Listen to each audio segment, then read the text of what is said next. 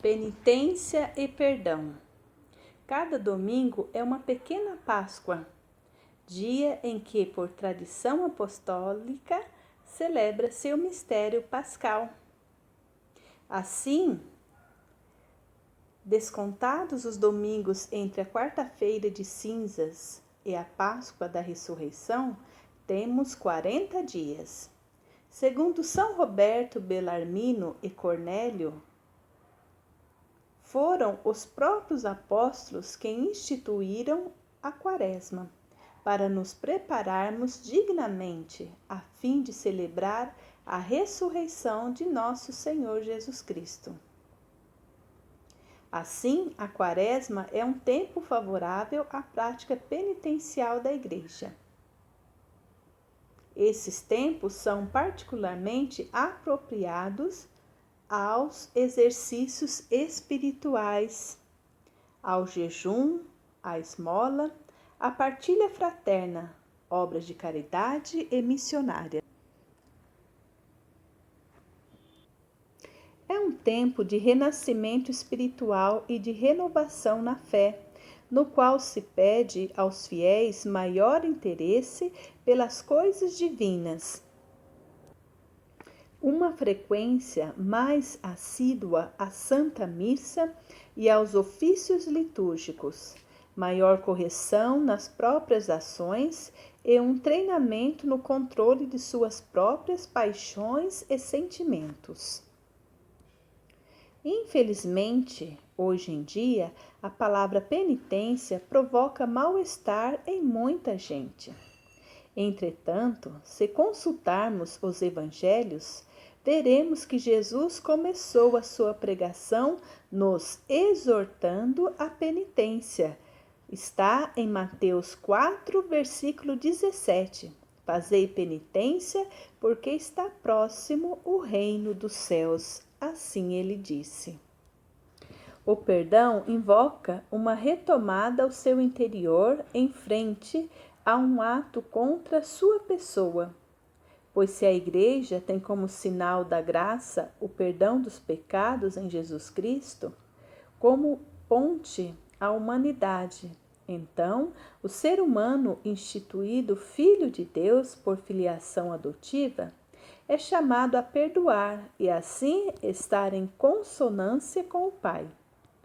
Se o perdão é remissão de uma pena, dívida, ofensa, a pessoa como criatura, vítima e ao mesmo tempo réu do mal social e pessoal, deve também ser perdoada para propagar a dádiva recebida para os outros. O mal, em analogia, pode se representar como vazio, então você deve preencher esse vazio com amor. Porém, esse amor não pode ser limitado apenas na proporção daqueles que amam a ti. Deve intensificá-lo aos inimigos. Assim se identificará como filho de Deus que possui as mesmas resiliências do Eterno. Por isso, Cristo diz: sede perfeitos, assim como vosso Pai Celeste é perfeito. Pois Deus fez o ser humano à sua imagem e semelhança, não por nossos méritos, pois somos pecadores, mas porque Deus nos ama. É o único critério que basta, pois ainda que seja uma pessoa irrepreensível nos mandamentos e práticas quaresmais, tudo cairá por terra, pois o sustento da lei é a observância. E, ao observar, você tem a curiosidade de se aproximar do outro. Ao virar as costas, seu interior estará vazio. Hoje vivemos numa sociedade rígida pela lei do talião, que é olho por olho, dente por dente. E isso é natural. Porém, quando Jesus disse: se teu olho te leva a pecar, arranca-o e joga-o para fora, pois a base do pecado é o orgulho e o ódio. Por isso, é necessário arrancar na raiz para não desenvolver. No âmbito sacramental, apesar de ser algo para muitos é trivial, mas presente em nossa conduta instintiva e que certamente não é algo simples, seja a nossa presença diante do sacerdote na hora da confissão. O fiel fica temeroso e com complexo de culpa, não sabendo muitas vezes o que dizer, principalmente os jovens. A base está justamente nos 10 mandamentos, pois agregam as condutas diante de Deus, a igreja, a família, as pessoas. Se falhou em uma delas, já caracteriza o pecado e terá o que falar ao ministro ordenado, conciliando com uma boa busca interna de sua vida cotidiana. Um exemplo. 2 irmãos foram até o rabino deles para resolver uma antiga disputa. O rabino conseguiu que os 2 resolvessem suas diferenças e apertassem as mãos. Quando estavam prestes a sair, ele pediu a cada um para fazer um desejo para o outro, em homenagem ao Ano Novo Judaico, uma época de novos começos. Um virou-se para o outro e disse: Eu lhe desejo o mesmo que desejar para mim. Com isso, o outro irmão ergueu as mãos e disse: Olha, rabino, ele está começando tudo de novo. E eles brigaram novamente.